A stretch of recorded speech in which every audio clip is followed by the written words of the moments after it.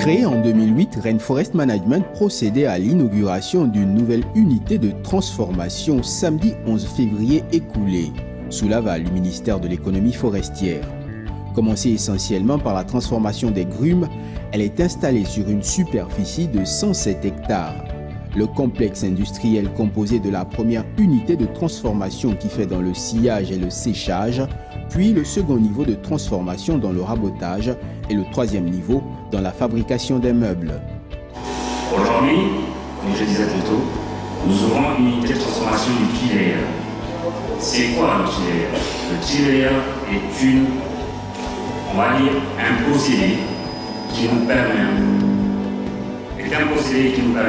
premièrement, de mieux rentabiliser la ressource, parce qu'il faut dire ici le taux de récupération est élevé.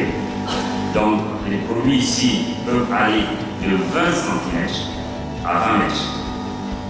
Donc nous avons moins de pertes de bois et nous avons un meilleur taux de rendement.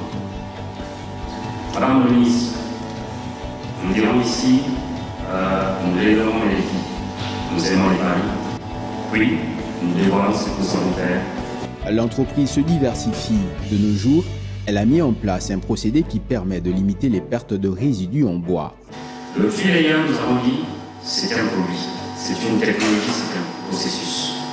Ce processus, aujourd'hui, nous l'avons entamé, nous avons une ligne de production qui allie le personnel local et le personnel expatrié, qui devra à un moment transmettre ses compétences. L'objectif pour nous à terme est d'avoir 5 lignes de production. Pour y parvenir, nous avons besoin de la main-d'œuvre, une main-d'œuvre qualifiée. L'objectif que voudrait atteindre RFM est de 5 lignes de production. Cependant, la main-d'œuvre reste une difficulté. Le ministère de l'Emploi est sollicité au regard des mesures prises par les plus hautes autorités. C'est pourquoi nous espérons que vous serez notre fidèle interprète auprès de votre collègue du ministère de l'Emploi, justement, pour plaider en notre faveur. Nous savons qu'aujourd'hui, les plus grandes autorités ont pris la ferme volonté justement de réduire le nombre de personnels expatriés dans les restaurants. Mais ici, nous disons, nous devons quelque part relativiser. Parce que si c'est ce qui s'est passé dans le pétrole, ce n'est pas le bois. Nous n'avons pas d'école. Nous avons une école en gestation à Boué qui formera des experts. Il y a, c'est vrai, il y a l'école nationale des eaux-et-forêts qui existe, mais il est fait pour les agents des eaux-et-forêts. La crise actuelle ne touchant pas spécifiquement la filière bois, RFM consacre une partie de ses activités à la formation. Et non. Donc nous, ici, en fait, nous consacrons une partie de nos activités à la formation. Pour un exemple simple, nous avons 16 lignes de production au niveau de la première transformation. Sur les 16 lignes de production, 10 lignes de production ont été dédiées à la formation. Ça veut dire que nous formons sur 10 lignes de production les nationaux qui sont là pour justement mettre en application ce qu'ils ont appris durant ces 5 dernières années. Cet engouement souffre cependant de certaines faiblesses. L'espérance va à l'endroit du gouvernement et de ses administrations afin d'accompagner l'opérateur de la filière bois. Parlant de la troisième transformation, nous l'avons également entamé. Mais malheureusement, nous avons dû réduire nos effectifs, faute justement d'utilisation d'emploi. C'est pourquoi, aujourd'hui, nous avons également invité le ministère du Travail pour venir toucher du bois. Parce que lorsque nous sommes à Libreville, on n'a qu'une vision parfois déformée de ce que c'est que l'activité forestière. Pour certains, ils pensent que l'activité forestière ou l'activité industrielle, c'est limite à la première transformation. Le tri-layer est désormais concret. Il reste à réaliser le projet d'implantation de nouvelles unités de production dans le Wellington et l'Angounier. Nous n'allons pas dire ici que nous sommes les meilleurs, mais nous pouvons dire que nous sommes des précurseurs. Et nous espérons que d'autres entreprises comme nous suivront le pas. Madame le ministre, nous partirons en couleur. Nous dirons simplement que nous avons également des projets. Le key layer aujourd'hui n'est plus un projet, c'est une réalité. Vous allez l'inaugurer tout à l'heure et vous verrez le pousser. Demain, nous comptons en fait nous lancer dans l'optimisation de l'énergie. Vous savez qu'en fait, nous arrêtons d'utiliser les groupes électrogènes et nous polluons l'énergie avec le reste des déchets, justement sortis de nos unités de production. Nous avons également le projet de mettre en place d'autres unités de transformation. La plus puissante étant celle de l'Oléden et la seconde étant celle de l'Amblier. Pour cela, éventuellement, chacune des administrations recevra peut-être une demande ici, une demande là. Mais globalement, ce que nous demandons aujourd'hui au gouvernement, c'est de véritablement accompagner l'opérateur économique du secteur bois. Rain Forest Management sera une personne de Sion qui rêve justement de voir transformer le bois au plus haut niveau. Pour cela, comme je dis toujours, Madame la ministre, vous êtes notre interlocutrice. C'est vous qui êtes notre maire. Et c'est à vous que nous nous agissons. Parce qu'il y a tellement de choses qui se disent, il y a tellement de confusion. Et ici, ça nous permet, Madame la ministre, de montrer ce qu'on peut faire avec le bois. De véritablement toucher le bois à la réalisation possible. La construction en bois n'est pas ce qu'on voit dans nos quartiers. La construction en bois au pays a énorme.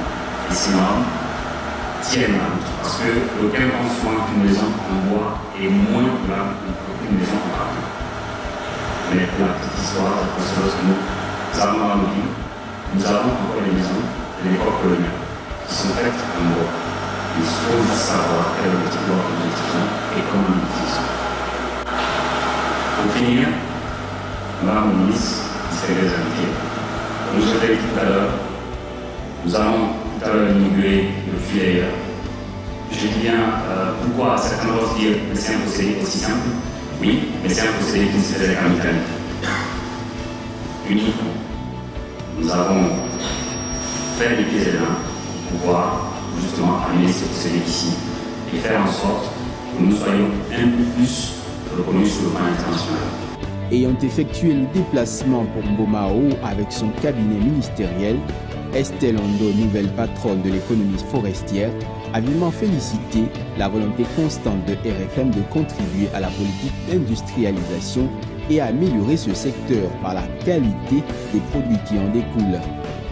L'unité de transformation 3-Layer que nous inaugurons aujourd'hui représente l'aboutissement d'un investissement et l'amorce d'une valorisation durable des déchets de bois.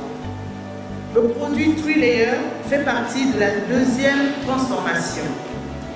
La technique d'aboutage qui met en valeur les rebuts de bois va permettre la production d'éléments de grande portée pour les réalisations en structure.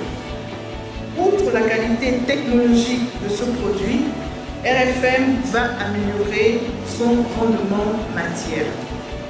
La nouvelle unité de transformation d'RFM résulte des orientations sur la filière forêt-bois données dans le plan stratégique Gabon émergent par son Excellence Ali Bongo Ondimba, président de la République, chef de l'État, notamment dans le volet aménagement des forêts, transformation locale, plus poussée du bois et amélioration du rendement matière, que le gouvernement conduit par le Premier ministre Emmanuel Isodé Condé met en action sur nous. La présence de RFM et de ses partenaires dans la filière est le fruit de la diplomatie économique que mène à travers le monde le chef de l'État, son Excellence Ali Bongo Ondimba. Elle permet aujourd'hui de renforcer la confiance que les investisseurs étrangers placent sur le Gabon et son potentiel. Le département ministériel de l'économie forestière s'est réjoui de l'exemple donné quant à la bonne gouvernance forestière de l'exploitation à la transformation à travers son engagement à valoriser les déchets de bois. Mesdames et messieurs, la présente inauguration nous permet d'être optimistes quant aux perspectives d'évolution du processus de l'industrialisation de la filière forêt-bois. Cette évolution positive ne doit pas masquer les difficultés à surmonter et les efforts à fournir. Nous devons poursuivre ensemble la mise en œuvre de la stratégie nationale d'industrialisation.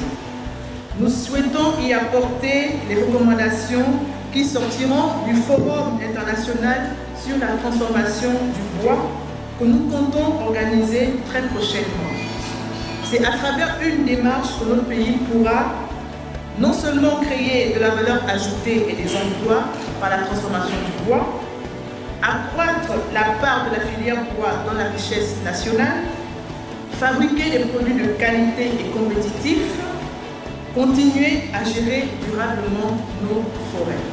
Après la cérémonie protocolaire, place a été faite solennellement à l'inauguration de l'unité de transformation appelée Tri-Layer.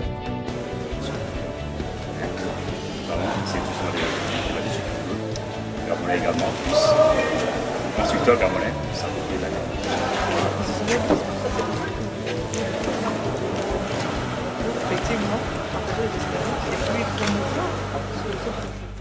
Puis de la visite de la cité témoin via feu, où 10 maisons témoins ont vu le jour, une cité rurale qui pourrait faire école. En ce moment, nous allons nous asseoir avec les gouvernants parce que ça nous a également permis de ressortir un certain nombre de difficultés. Donc ça veut dire que même si le bois, nous l'avons au Gabon, il y a des produits intrants, il y a d'autres matériaux de construction qui ne sont pas toujours à bas coût. Donc aujourd'hui, c'est peut-être dire au gouvernement que rien n'est impossible, déjà, et ensuite peut-être commencer à penser autrement en matière de logement.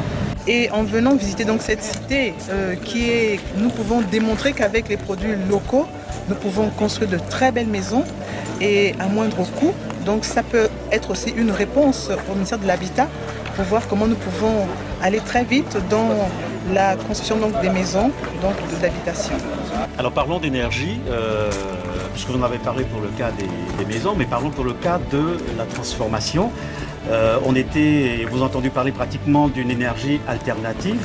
Est-ce que le choix justement des rebuts pour utiliser de l'énergie concerne simplement le Tri-Layer ou bien c'est une perspective justement d'une énergie alternative pour tout le complexe industriel? Bien, il faut dire que tout le complexe industriel est alimenté par une même source d'énergie. Donc ça ne concerne pas seulement le Tri-Layer. Nous irons tout justement pour l'ensemble de l'unité de transformation, l'ensemble du complexe industriel sera alimenté par cette source d'énergie. C'est laquelle et quelle est celle qui est en ce moment? Bien, en ce moment nous utilisons des groupes électrogènes, mais demain nous comptons en fait installer, passez-moi le mot, en fait nous allons simplement utiliser ces rebuts. Chaudière. Voilà, nous allons utiliser en fait, c'est même pas des chaudières, parce que les chaudières en fait c'est pour les séchages, mais nous allons utiliser en fait une forme de chaudière qui va nous permettre de régénérer en fait de l'énergie derrière pour pouvoir l'utiliser. Et je pense que la décision justement d'imposer la transformation du bois au Gabon est une très bonne décision et nous voulons maintenant que le secteur bois participe mieux à l'économie nationale, donc d'où ces stratégies qui sont mises en place là, et c'est un secteur qui est quand même le deuxième employeur donc après l'État dans notre pays, donc c'est un secteur qui participe à peu près à hauteur de 3 points au niveau donc de l'économie nationale, mais nous devons aller beaucoup plus loin. Voici une œuvre de consolidation dans la province de Logou et Ivindo au bénéfice des populations pour la mise en œuvre du développement durable au Gabon.